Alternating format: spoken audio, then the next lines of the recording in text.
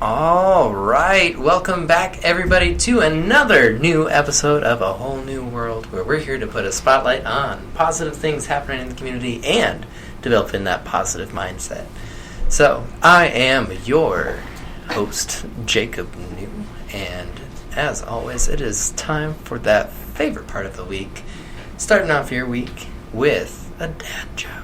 And without any further ado, here it is. So a slice of apple pie is $2.50 in Jamaica and $3 in the Bahamas. Those are the pirates of the Caribbean. I like it. That's a good one. It is. I like pie. We were talking about pie earlier today with my wife. But she does not like key lime. But as I... What are the pirates in America? That's a great question. Do we even have pirates in America? So, we are very lucky to have Lori Beard here, who on the show today, who is a mother of 8, an author, certified life coach, and a clinical hypnosis practitioner. Is there anything you don't do? Pies. Okay. And actually, I have some. I have tried it sometimes. Hey. So, first, thank you for being on the show today with us. You're welcome. Thanks for having me. It's my pleasure. So, what exactly? So, you are a hypnotherapist, or you're a clinical hypnosis practitioner. Yes. Sorry, let me get that correct. Yes. So, what does that mean? Like, am I going to be hypnotized right here on the show? Like, what's going to happen? Okay. Well, hypnosis is referred to as a trance state of mind, in which the subject or the individual, the person, is very focused and can get to a level of unconsciousness or subconsciousness. When you are hypnotized, you're relaxed and you're very calm, and ego steps down. And then you're open to receive suggestions that will help you reprogram or change something. Release it, reframe it, resolve it, or remove it.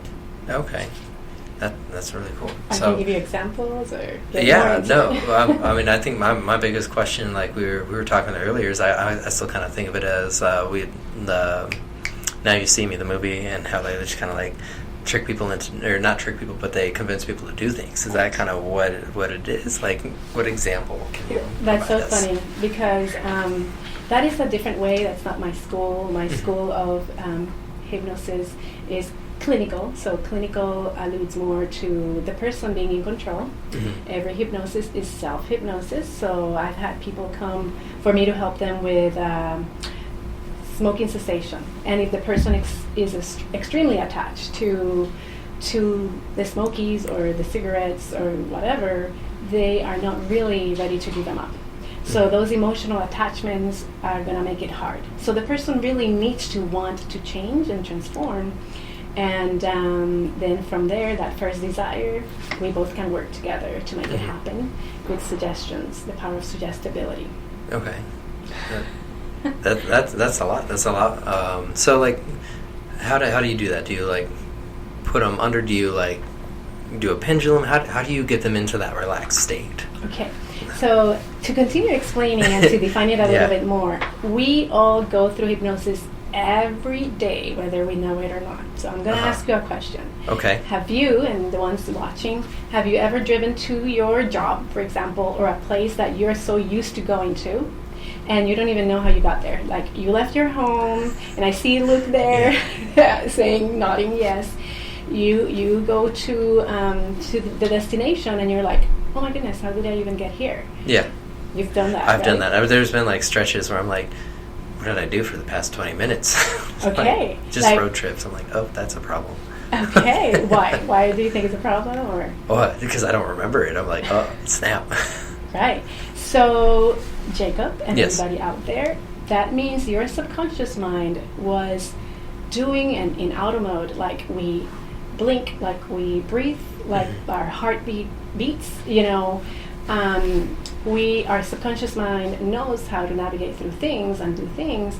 And I bet maybe you didn't realize you were driving, or there's a red light or whatever, because you're in auto mode, and your conscious mind was thinking on the to-do list and this and that, and you're basically like multitasking mentally. So when you're watching TV and you get super involved in the movie, like you think you're in there, you're basically in a state of trance state.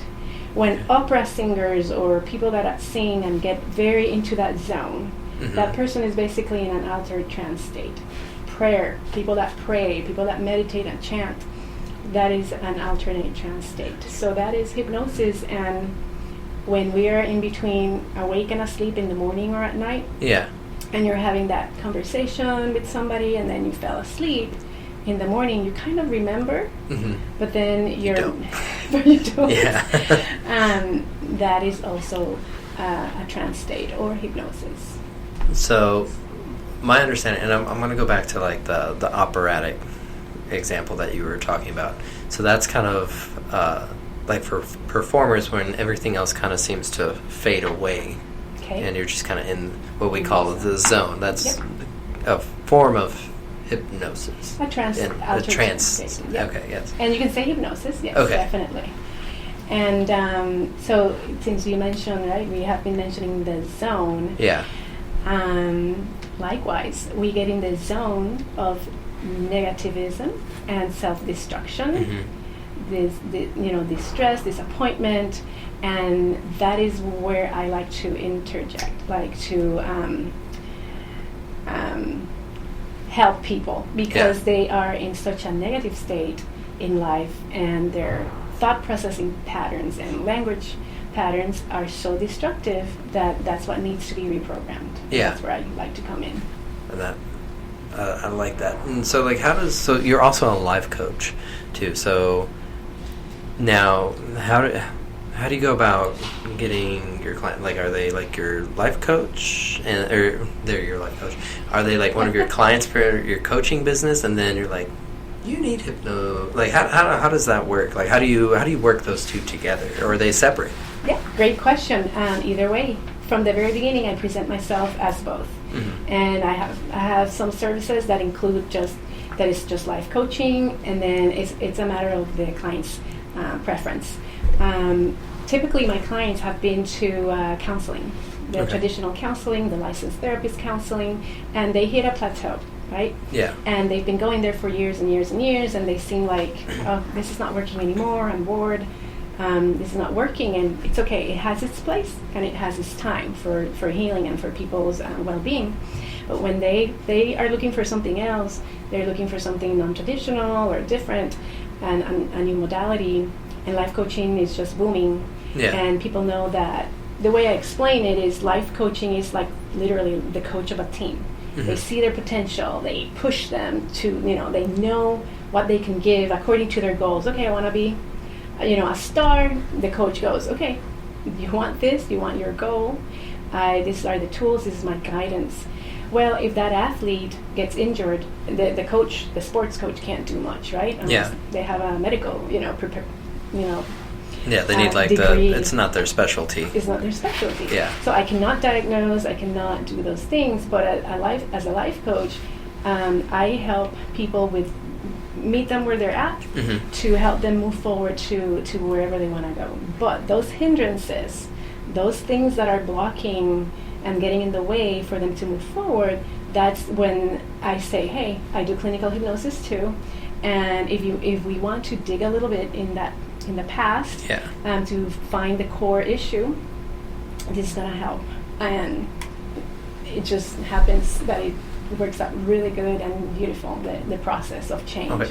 Do you get a lot of resistance from people when you say that? Because, I mean, with the hypnosis thing, people are like, I ain't going to be hypnotized. They're like, what? Like... We can do a demonstration here if you want to. But there is somewhat because of ignorance, because they don't know, they're not educated, they're curious. A lot of them know exactly what they're getting into.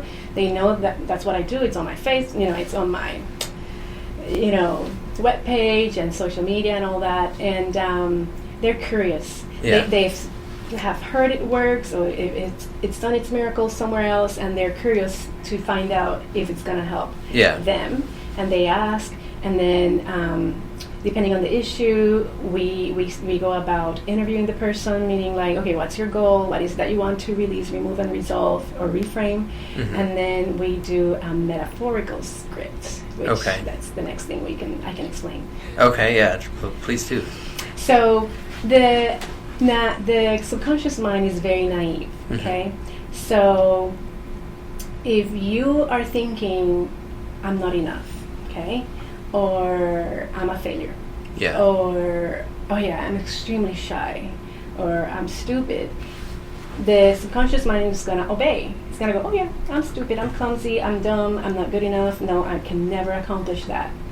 So when the mind believes it all these years, you didn't get there overnight, right? Yeah. Usually a series of unfortunate events, traumas, experiences, bad memories, negativism, old baggage is the one that leads you to assume and that behavior, to behave like that.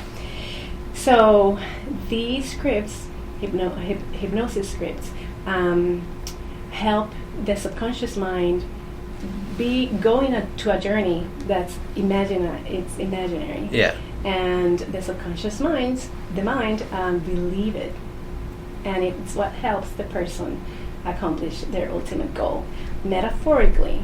But because there's a specific language that needs to happen, that I need to say as a hypnosis practitioner, the subconscious mind starts believing it as it's already happening. And so, like, you have to be very specific with your language then. So depending upon what it is that you're hoping to address and reprogram,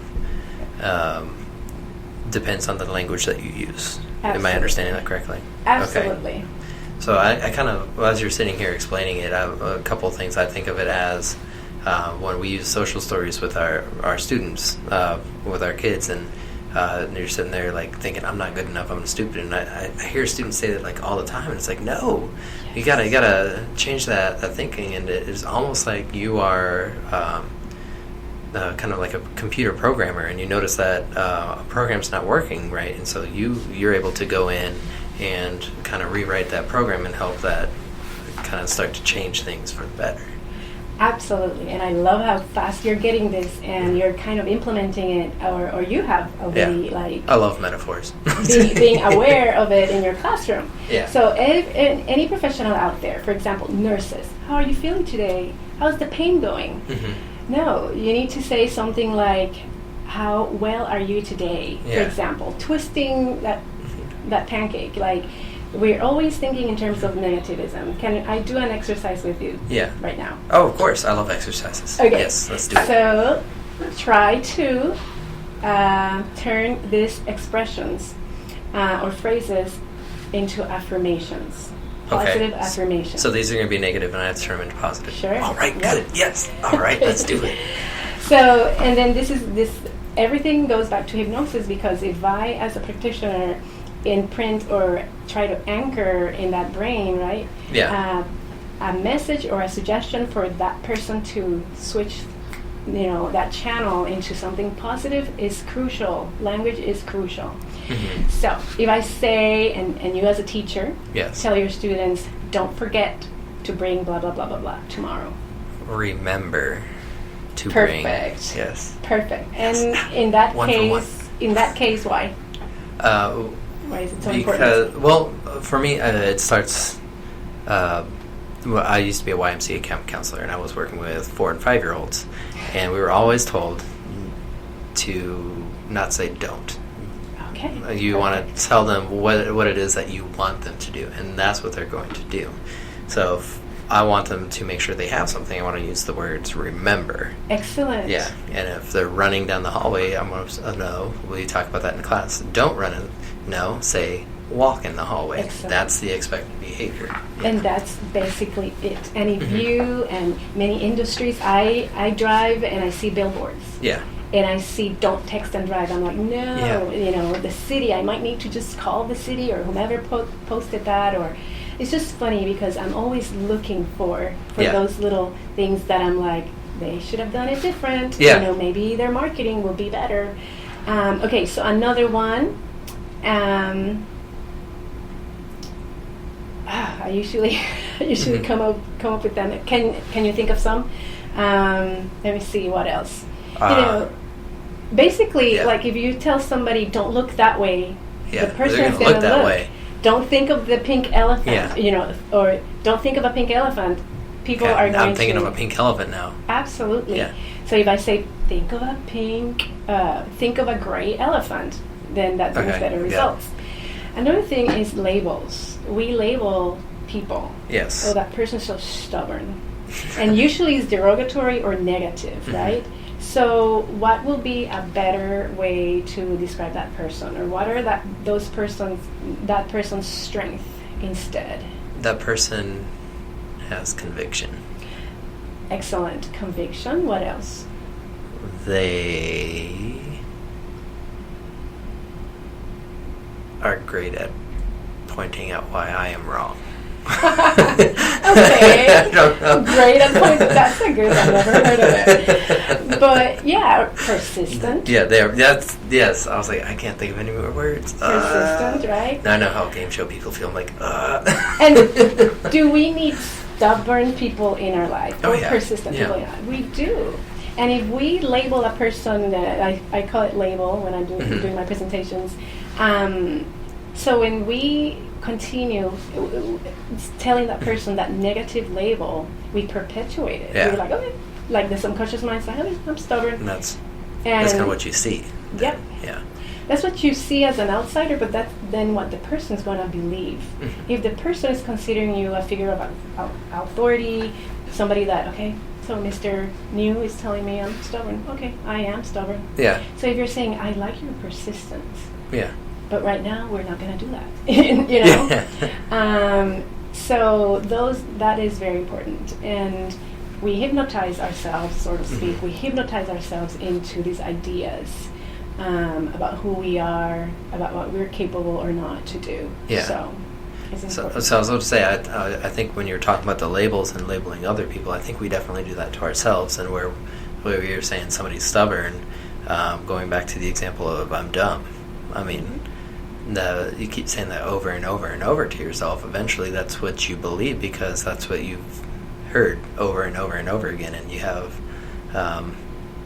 way more thoughts than you have other people talking to you. I don't remember numbers right now, but I want to say it's like just thousands of thoughts a day that you just have. And so if like 60% of them are negative, you're going to be more of a negative person. You're going to have a negative outlook on yourself. And so you need to go in and reprogram that. Exactly.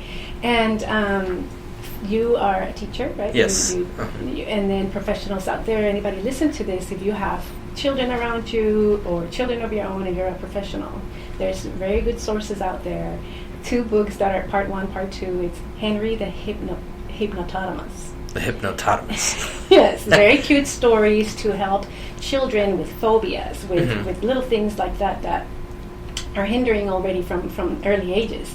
So the sooner, the fastest we can intervene, the better. But then for you adults, there's a lot of hope anyways. We've been programmed because of life, because of trauma, because of negative experiences. We've been programmed, but I don't believe in like, you can't show an old dog new tricks. Yeah. I've been able to show a lot of old dogs great mind hacks to reprogram that mind and for them to be successful. Well, I think that's another example of where you hear something so often. Of course, now you're not going to be able to because you don't have that mindset. I'm kind of sitting here and thinking, well, why is it that adults have these negative thoughts? It's because something maybe happened earlier on in life, and just for me as a teacher, we're given like a scope and sequence. So we have to have lessons done by so much time, but we also have to think about the emotional needs of our students as well. And a lot of kids, doesn't matter what neighborhood, what area you're in, they have different things that they're going in. And people are like, oh, well, you're in a low socioeconomic area, you have more problems. I mean, you can also have problems in a rich area too, with like home issues or what have you. I mean, kids go through different things, and I think we need, as teachers, we keep that in mind. And so sometimes you have to address that emotional need before you can go on with the lesson, because people don't care how much you know until they know how much you care. That's amazing. Yeah. I totally agree, and I admire you for paying attention to that. Mm-hmm. And that is my message too, Jacob. I have noticed through the years I've been doing this that if people don't have their personal issues Mm-hmm. squared away, if they can't master themselves at home, if they can't lead, if they're leaders, if they're parents, if they're adults, if they can't lead their family or their personal matters, or their relationships are not aligned with their values and their goals, then professionally they're gonna also like collapse and not have success. Or if they have success outside of their home, or their between their two ears, their mind, what's the purpose of being successful outside of your own mind, outside of your home? So that is my mission, is just to get out there, help professionals deal with their personal issues so they can become better professionals. It's amazing to see how doctors, CEOs say, I don't feel successful. Which is like very surprising, because you're a CEO, you're a doctor, or like you look at people, you're making X amount of money, you're making buku's amount of money. I used that word earlier. Kids are like, how much is a buku? I'm like, you can't even quantify it. They're like, what's quantify? I'm like, I got work to do. So, but I mean, you see people and they look successful, but like you said, they don't feel successful. And that's because of the issues that they're holding on to, right? Exactly. So, why do you think it is that we hold on to them for so long and don't address them? Yeah. So we spoke a little bit earlier about the zone, right? Being in the zone, whatever zone that is, right? So I know of another zone, and it's the known zone. So because it's what they know, they don't think there's anything else out there. There's another possibility out there. So they stay there. They stay there, tired, drained, thinking that they can't do anything to change, anything different to change, until something happens, like a crisis happens, and they're like, I'm done. Enough is enough. I want something different. And that's when they finally decide to change, or do something about it, if that answers. So they're attached to that thing that they know. Mm-hmm. It's almost kind of, if I'm understanding correctly, it's because it's comfortable. Yeah. And from my own experiences, it's hard to get out of a comfort zone. Like, even if you're uncomfortable, maybe you're not uncomfortable enough until that crisis happens. And others saying, we don't know what we don't know, you know? So here's my question to that observation. Yeah. Is it really comfortable? Is that that's why I've changed that, and I've said, and it's okay, because I totally get it when people say it's their comfort zone, it's my comfort zone, but is it really comfortable? When your relationships are not going well, when you are having anger spells at home, at work, and thrashing, and I'm telling you this based on my cases, my clients, when you have that task list, when you're being, where you're procrastinating because you're scattered and you're not focused because all these other things are happening. It's like sweeping and putting the everything under the rug. The rug, and it's not. So yes, it's a comfort zone because that's what we know. It's just more comfortable than the thought of changing. Yep. I think probably. And there's a little game of words or play in words that say, why is it that we know what we know and we do what we do? Or why is it that we do what we do when we know what we know? Well, I feel like we're in Dr. Seuss right now. Hold up. Say it again. Why is it that we know what we know and we do what we do? And why is it that we do what we do when we know what we know?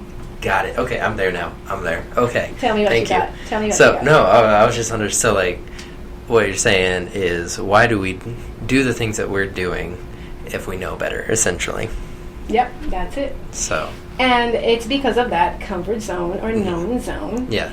And that's what I love, because with the life coaching and the hypnosis even, I tap into that. I want my clients or the people that I help with tap into that inner wisdom. People know what to do. People that smoke know that they shouldn't because it's so horrible for their health. Yeah. But so they know that. But they do it anyway. And I think some of it too is the addiction part of that. But now there are some issues too, but like people might be like, well, why do I need to address it? Like how can like a personal life issue come in and affect them in their work environment? Okay. Can you like give us an example of why somebody would need to address something that's bothering them internally? Do you know? Yeah. Sure, because if they continue those patterns, it's detrimental. I mean, they're already hurting, they're already in pain, and see how those patterns are destroying them, whether professionally, personally, whether it's manifesting itself, with their health. So the question was, why do they need to change, or they need? Why is it important to address? Yeah. Maybe like, even if it was something like I'm 31, something that happened to me when I was 8. Why do I need to talk about that and address that? Because I mean, it was 23 years ago. Why? Okay. Why does it even matter?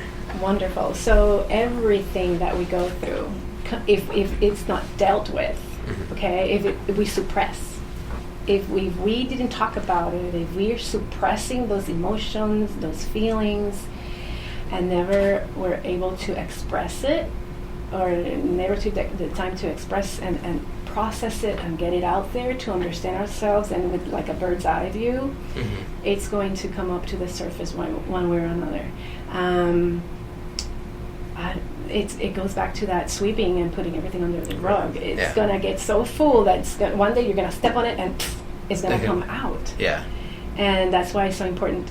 And one way, if this also answers a little bit what you're asking, if somebody's in denial, they're not gonna see it, right? Yeah. They're not gonna admit it. They're not gonna admit to it. So if you're wondering, if you're listening to this and you're wondering, think about your best friend, your loved one, anybody that's telling you, dude, do that. You got to deal with this. You have this issue and you don't even realize it. And then you're like, leave me alone, leave me alone. Think about that. Think about someone that you respect and look up to, or someone that really, really has the best interest in you. Yeah. Think about that, and then, so-and-so's always telling me this, so maybe it's why true. Are they always telling me this, Yeah. Okay, quit being Egyptian and get out of denial, guys. Exactly. There's another dad joke for you guys. Can I share with you my 3 category of people that are out there? There's the ones that are my little chickens, meaning they clock a lot, clock, and they don't want to do anything about it. They run away. They want to talk more. Okay. And they whine, and they protest. They're complaining all the time, but don't do anything about it. Like, quack, Yeah. And then there's the ostriches. The ones that, me? Do I have a problem? They stick their head in the ground, right? I was like, that's the bird that does that, right? Yeah, that is. Okay. And then there's my eagles. My eagles are the ones that want to soar. Probably their little wings are snipped, something happened, they're injured or whatever, but they know they can heal, they want help, and they want to soar. Yeah. And something is hindering them, something's tied up, tying them down, but they want to spread those wings and soar. And those are the ones that say, yes, please get into my head, please help me. Yeah. I'm done with this, I need help. That's awesome. So we got the chicken, people that just want to talk about the issues and not do anything about it. The ostrich who want to avoid, stick their head in the ground. It's not happening. It's a great life. This dirt is great. Neglect. Yeah, neglect. And then the eagles they want to get back to flying. Exactly. I said neglect, but I think I meant denial. They're in denial. Okay. Yes. It's not happening. There's nothing going on around me. Okay. If I'm not seeing it, it's not happening. Exactly. No, I promise you, there's a lot of people out there. So, what would you say? So, obviously, more words. The type of people that you work with mostly are the eagles because they're going to come to you. So then you don't really have a lot of people that are like, I don't want to. If they come to you like, I don't want to solve my problems, then you're exactly. Gonna, yeah. I mean, why? I mean, if they don't even see it, or if they're resisting, what you resist persists. So it doesn't matter. Usually, when there's the spouse's idea, their mom's idea, they can come in there, and we can work, and there's some progress, definitely, but not completely. It makes me think of my favorite movie, Good Will Hunting, and at the very beginning, Will is going to all these different psychiatrists because that's meeting what the court asked him to do. He's like, yeah, I'll go meet with them. Fine. If I don't have to go to jail, that's fine. But then eventually he ends up wanting to go, and that's when he really makes the progress. Okay. So, sorry, that just popped in my head. Yeah, absolutely. I love movies, and movies teach. Movies, yeah. They do. And we were talking earlier. Side note, guys, I'm going to go see Star Wars this Thursday in 4D, and I'm so pumped. That is awesome. I'm like, oh my goodness, I have all these kids. Maybe they're talking about it amongst themselves, but what am I missing? So now we gotta get with the program. Oh, yeah. So if you haven't seen it, y'all need the Force in your life, so I would recommend going to go see Star Wars. Awesome. Sorry, had to slip that in there. I'm really excited. Come on, show the excitement. I know, right? You're saying I'm excited. I am. Show it. I was telling myself, I'm not going to say anything. And I said something. Yay, so you surrendered. You gave in. I did. You're an eagle. I'm an eagle. My wings are patched. Yay. So, any closing remarks for our listeners? Since you mentioned Star Wars. Yes. If you have heard of The Hero's Journey, right, by John C. Campbell. Okay. The Hero's Journey is how in all these movies that you like, there's a hero. But at the beginning, they don't know they're a hero, right? They're like, me, do this. I need to go on this mission. I need to go on this journey. And there's usually experiences. There's usually all these things that help them or contribute for them to think that they can't accomplish that ultimate goal. Yeah. Become whomever, become the hero, save whatever, whomever, right? Well, there's usually something or someone in those movies that allow for those... That helps them to realize. It's like the mentor or the Yoda. The Gandalf, right? Yeah. So that is what I'm going to invite the audience, right, to consider and to think about. Think about if you know already, that's me, I need to change. Okay, I've been an ostrich, but I want to turn into an eagle or whatever. Ask around. Do an assessment. I have an assessment available also that I love to share or give away because for the person to think, okay, I do need help. And find that mentor. Yes. Find that help, that coach, that whomever it is, counselor, whomever it is, to help you step forward into your greatness. Because it's really going to make a difference. You already know what it is to be miserable and dwell on those self-sabotaging patterns. Find somebody. Try to experience something new. And I like it. Yeah. I love it. Because, I mean, we're all on our own journey. We're all writing our own story. And you are the hero of your journey, of your story. You're not the villain. You are the hero. So go find that mentor. Help realize your superpowers, your whatever, your skills that help you to be your hero for your story. Yep, and for you to become your best ally. I love it. Reprogram that mind. You can do it. You are capable. I'm looking at you. Yes, you are. We're looking at you. And we're talking to you. And you. So, for more questions, what is the best way for people to reach out to you? LoriBeard.com. Yes. LoriBeard.com. And we have Facebook also and LinkedIn. All right. And we are linking that in the bio. So click that link for more information, definitely. And so Thank you so much for being a guest on the show today. You're welcome. It's my pleasure. And thank you, Jacob. New, because we need to be new. Yeah, we all need a little new in our lives. Definitely. So, thank you all for tuning in, and hopefully you guys got something good from this, and that you start making that change, reprogramming your mind, changing the language that you are using. Say the positive, and as always, if you learn to do one thing, learn to make a difference. Thanks for listening. Y'all have a good night.